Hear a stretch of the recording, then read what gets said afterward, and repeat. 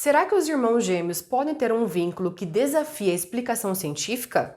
Há relatos que essa conexão vem desde o útero, fazendo com que os gêmeos sintam a dor um do outro. Para Úrsula e Sabina, esse vínculo as levou a uma viagem mais que bizarra. Olá, investigadores, tudo bem com vocês? Eu sou a Monique e está começando mais uma investigação em série para vocês. O nosso caso de hoje eu não sei nem o que falar para vocês, porque são duas irmãs que literalmente fizeram coisas inexplicáveis. Então teve acidente, teve crime, julgamento e muitas outras coisas. Então se você já gosta desse tipo de conteúdo, te convido a deixar o like que vai me ajudar muito, se inscreva no canal e também ative as notificações. Vou deixar aqui embaixo as minhas redes sociais porque nós temos o Instagram e também a página do Facebook do Investigação em Série. Dito isso, bora pro nosso caso de hoje.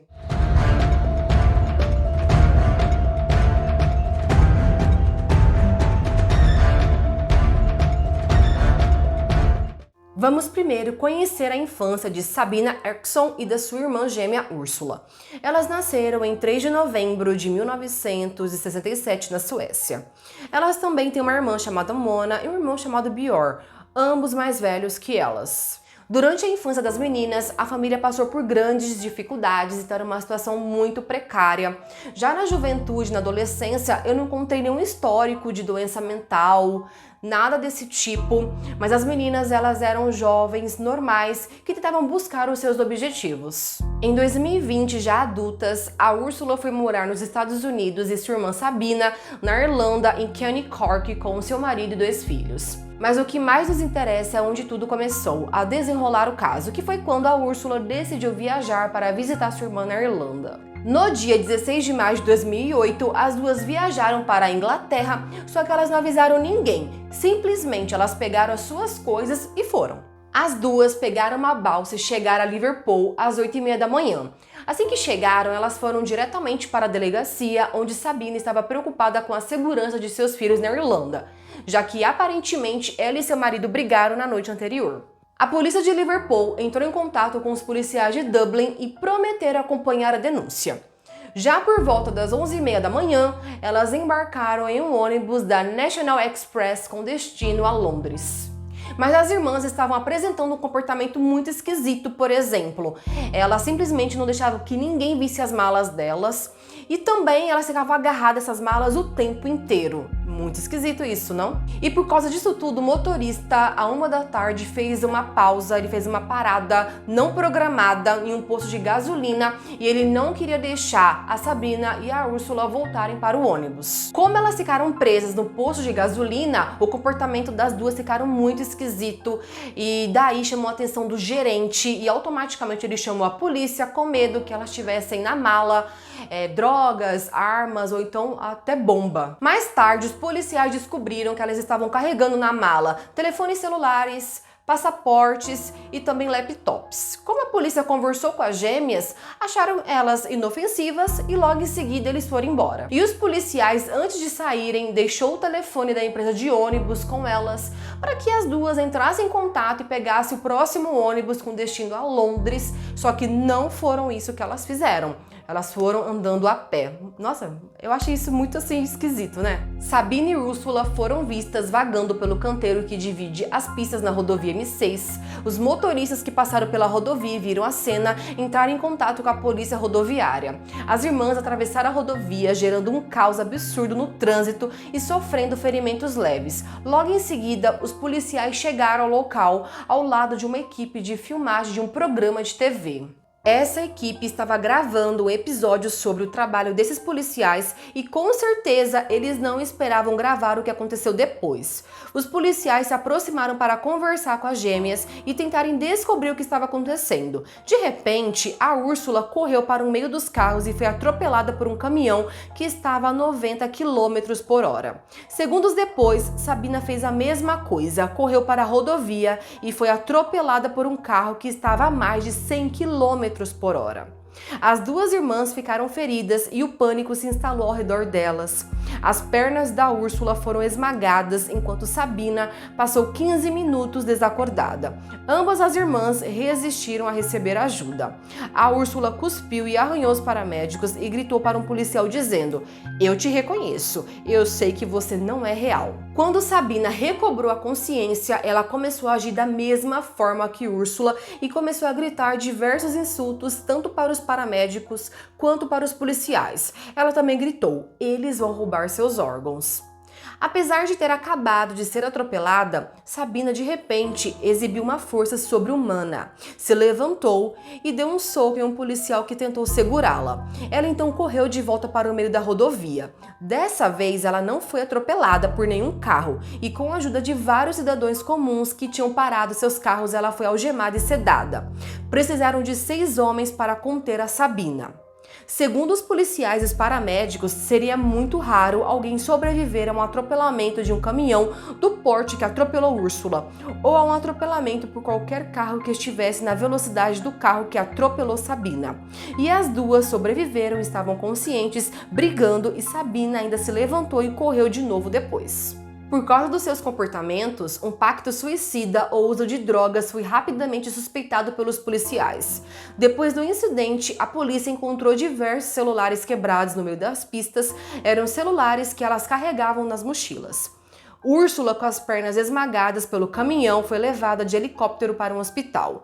A Sabina também foi levada para um hospital, mas seus ferimentos eram leves e ela foi levada para o tribunal cerca de 5 horas depois. Só que o comportamento da Sabina mudou de repente. Ela estava muito agressiva na rodovia, só que lá onde ela não estava agressiva. Ela chegou até a brincar com os policiais, estava sendo amigável, muito calma e parecia ter esquecido tudo o que aconteceu. Não foram encontrados medicamentos, álcool ou drogas no sistema das irmãs e a Úrsula permaneceu no hospital. Já Sabina foi liberada do tribunal no dia seguinte sem uma avaliação psiquiátrica completa, apenas admitindo sua culpa pelas acusações de invasão de estrada e agressão a um policial. O tribunal a condenou a 1 dia de custódia e foi considerado que ela já havia cumprido essa pena porque estava sob a custódia da polícia desde o incidente no dia anterior. Assim que Sabina saiu do tribunal, ela começou a vagar pelas ruas da cidade de Stoke-on-Trent, tentando localizar a Úrsula no hospital. A Sabina estava usando uma blusa verde da sua irmã, estava carregando um laptop, 1.000 libras em um saco plástico fornecido pela polícia. Quando deu 7 horas da noite, 2 homens que estavam passeando com um cachorro viram a Sabina. Um dos homens era Glenn Hollis Red, de 54 anos, paramédico e ex-aviador da Força Aérea Real. O outro era seu amigo Peter Molloy. Sabina parecia amigável e acariciava o cachorro enquanto os 3 conversavam. Ela pediu aos homens informações sobre como chegar a alguma pousada ou hotel próximo. O Glenn teve pena dela, perguntou se ela gostaria de passar a noite na casa dele. A Sabina aceitou e começou a contar que estava procurando a sua irmã hospitalizada. Chegando em casa, os 3 começaram a tomar alguns drinks e o comportamento da Sabina começou a ficar um pouco estranho. Ela parecia nervosa e paranoica, toda hora ela levantava e começava a olhar pela janela e o Peter começou a acreditar que ela estava fugindo de um parceiro abusivo. Ela também ofereceu cigarro aos 2 homens, eles a aceitaram, só que do nada ela tirou da boca deles o cigarro e disse que poderia estar envenenado. Só que ela mesma estava fumando. O Peter ele foi embora antes da meia-noite e ele disse que ficou muito incomodado em deixar a Sabina com o seu amigo lá, com o Glenn, porque o comportamento dela estava muito esquisito. Já no dia seguinte, por volta do meio-dia, o Glenn começou a ligar para os hospitais para ajudar a Sabina a encontrar a sua irmã Úrsula. Às 7h40 da noite, enquanto o jantar estava sendo preparado, Glenn saiu de casa para pedir saquinhos de chá a um vizinho e logo voltou para dentro. Cerca de 1 minuto depois, ele cambaleou para fora de casa, sangrando, e disse ao vizinho: "Ela me esfaqueou." Ele recebeu 4 facadas no peito. O vizinho que tentou socorrer Glenn correu para ligar para a emergência. Apesar de todo o sangue que estava saindo do peito, ele estava falando normalmente e disse que precisava se sentar. Depois ele perguntou se podia deitar e ele o ajudou a deitar no banco do carro mesmo. Foi aí que Glenn disse: "Ela me esfaqueou." Quando a ambulância chegou no local, o Glenn já estava morrendo. A única coisa que ele conseguiu dizer foi para seu vizinho que cuidasse do seu cachorro. No meio de toda essa situação, a Sabina fugiu da casa de Glenn. Ela saiu correndo com um martelo na mão e batendo na própria cabeça com ele. Um motorista que passou viu Sabina fazendo isso e decidiu tentar ajudá-la. Ela começou a lutar com ele e os dois estavam brigando pelo martelo, quando ela puxou um tijolo e bateu na cabeça do cara, deixando ele no chão. A essa altura, gente, os paramédicos já estavam correndo atrás dela e a perseguição só terminou quando ela pulou de um viaduto de 15 metros para uma rodovia. Essa rodovia estava super movimentada, tinha carros passando de todos os lados e ela quebrou os tornozelos, fraturou o crânio e foi levada para o hospital. Em 6 de junho de 2008, ela foi presa, ainda estava em recuperação no hospital. Ela só saiu do hospital em 11 de setembro de 2008 e ela saiu de cadeira de rodas e foi presa e acusada de assassinato. A Úrsula também teve alta do hospital em setembro. Ela voltou para os Estados Unidos depois que passou um tempo na Suécia e ela nunca foi acusada de nenhum crime. A última notícia que se teve da Úrsula foi que ela se tornou membro da Igreja do Sagrado Coração em Belleville, em Washington. De acordo com o site da igreja, em uma publicação de abril de 2011, a Úrsula se abriu para ser iluminada e curada por Cristo e libertada de ilusões e efeitos do mal. Em 2 de setembro de 2009, Sabina se declarou culpada de homicídio culposo com responsabilidade diminuída. Ela não explicou nenhuma de suas ações e respondeu sem comentários a todos os questionamentos. Em nenhum momento o vídeo do incidente da rodovia M6 no ano anterior foi usado como prova no tribunal. Tanto a acusação quanto a defesa alegaram que Sabina estava louca no momento em que cometeu o assassinato, embora ela tivesse ficado sã novamente na época do julgamento. O advogado de defesa alegou que Sabina sofria de uma síndrome psiquiátrica conhecida como loucura 2, mas também é conhecido como transtorno psicótico compartilhado. É uma síndrome, gente, psiquiátrica na qual os delírios ou alucinações são transmitidos de uma pessoa para outra. Então a Úrsula correu para a frente do caminhão que se aproximava, sofrendo ferimentos graves. Sabina imediatamente imitou as ações de sua irmã gêmea, entrando na frente de um carro que se aproximava. Foi afirmado pelos médicos que Sabina sofria de uma síndrome rara, definida como o compartilhamento de sintomas psicóticos entre 2 ou mais indivíduos, que era influenciada pela presença da sua irmã gêmea. A segunda síndrome psiquiátrica com a qual ela foi diagnosticada é um transtorno psicótico agudo e transitório, considerado um transtorno psicótico de curta duração. Então, gente, esses distúrbios são extremamente raros. Então, por causa desses diagnósticos que ela recebeu, o juiz concluiu que a Sabina tinha um nível baixo de culpabilidade das ações. Ela foi condenada a 5 anos de prisão. Como ela já tinha passado mais de 1 ano na prisão antes do julgamento, ela foi libertada sob condicional em 2011 e seu paradeiro atual é desconhecido. Alguns comentários online sugerem que ela ainda está na Europa ou talvez na Noruega, mas ninguém consegue provar nada e eu acho isso extremamente esquisito. Algumas perguntas ficaram sem respostas e algumas pessoas também pediram uma investigação sobre a forma como a justiça criminal lidou com o assunto. Esse caso, gente, teve algumas teorias e a primeira foi de um livro onde é levantado que Sabina foi liberada da custódia policial logo após o incidente na rodovia M6 porque ela estava sob vigilância da força policial. E a Sabina era uma mulher que cruzou uma rodovia, atrapalhou o trânsito, foi atropelada e foi liberada da custódia depois de cerca de 5 horas. Para o autor, isso não faz sentido nenhum.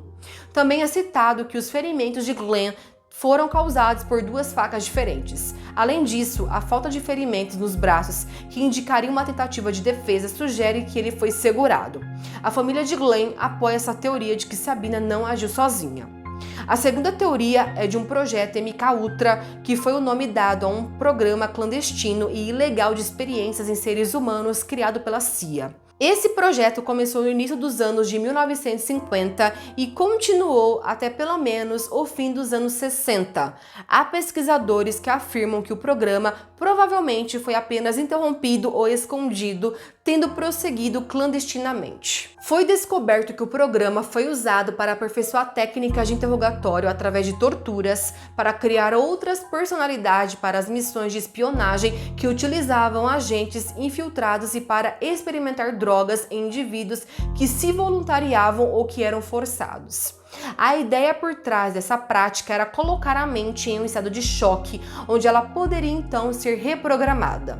Embora o MK Ultra tenha feito experiências predominantemente em adultos, eles também submeteram as crianças a um programa destinado a criar super soldados e espiões. Algumas pessoas acreditam que as irmãs foram resultado desse experimento porque isso explicaria como elas conseguiram sobreviver ao acidente de caminhão e do carro em alta velocidade. E isso explicaria também como a Sabina conseguiu uma força sobre-humana para enfrentar os policiais e como o caso foi parado de falar do nada e as irmãs sumiram também. Há também quem acredite que elas estavam possuídas por uma entidade muito forte e muito ruim.